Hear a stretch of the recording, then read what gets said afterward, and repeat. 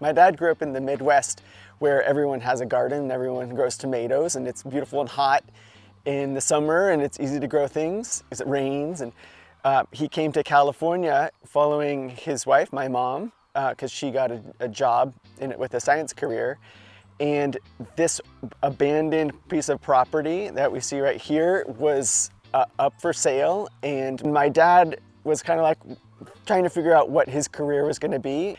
But he just thought, well, what a great project to try to fix up this old house. And then they realized that it was actually really easy to farm this land.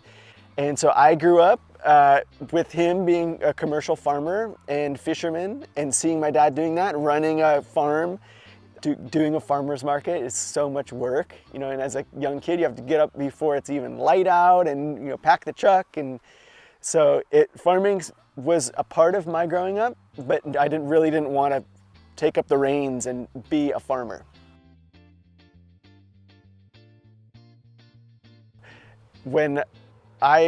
From the age that I was about 5 until I was 18, my main source of income was working on the farm for my dad.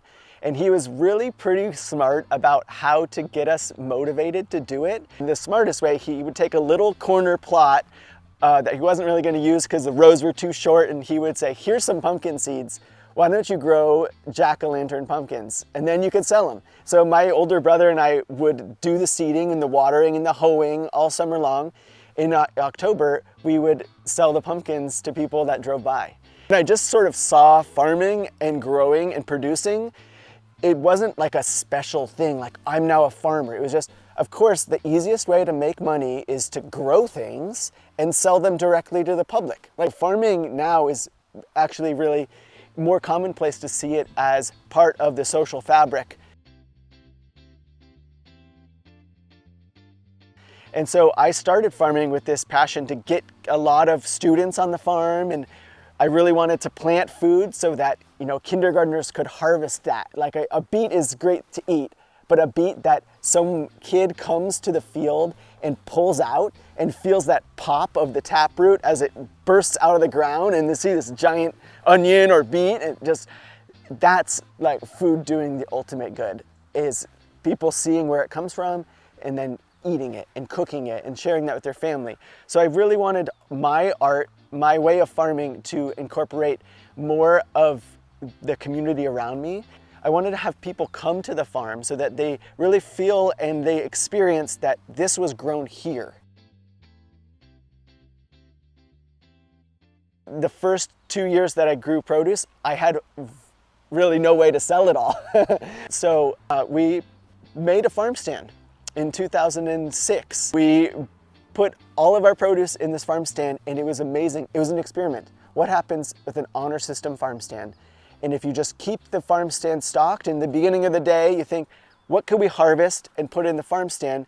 It actually becomes apparent that we could sell every leaf, every head of cabbage, everything. We could just sell it at the farm stand at the end of the day, open up a sort of a strong lock box, and there's a bunch of crumpled up money, you know, because people are sort of like, oh, here's some cash, puts it in the box. And we realized that sell produce every day, but never have to leave the farm, basically gives you so much more time to produce.